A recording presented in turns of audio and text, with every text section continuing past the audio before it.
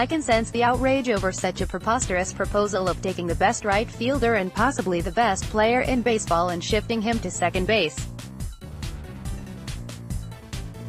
Several years ago in an article, I contemplated the future of Betts with the Red Sox and just where do you play him?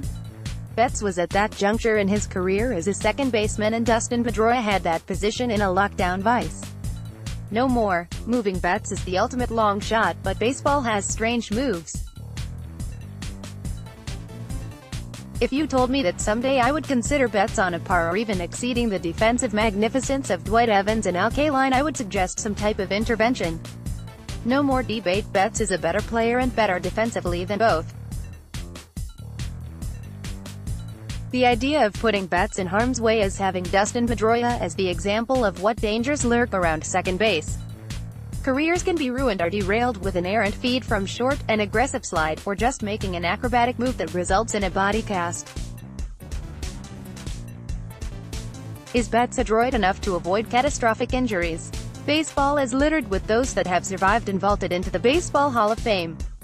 Circumstances have to be just right to make such an adventurous move, probably far more difficult than making the perfect souffle. The issue front and center stage is the condition of Pedroia.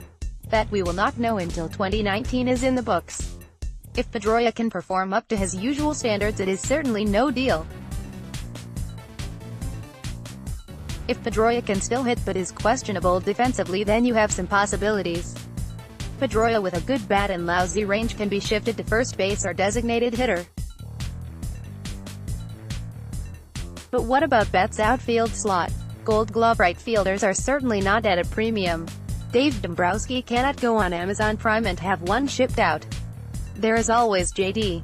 Martinez, if he chooses to stay, but his glove work is questionable.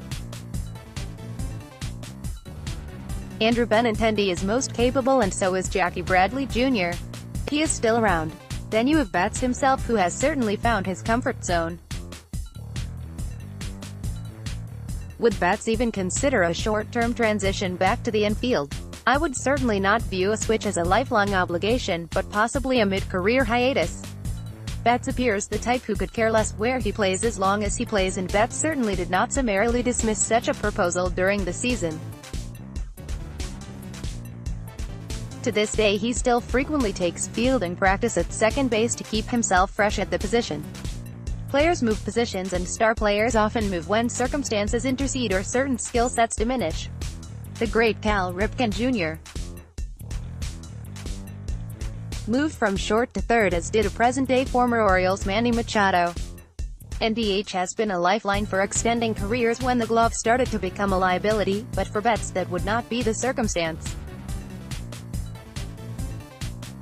Next, Carson Smith unlikely to begin 2019 season on time. This is most certainly a flight of fancy that would need the most extraordinary set of circumstances to transpire to even consider such a high-profile and questionable move.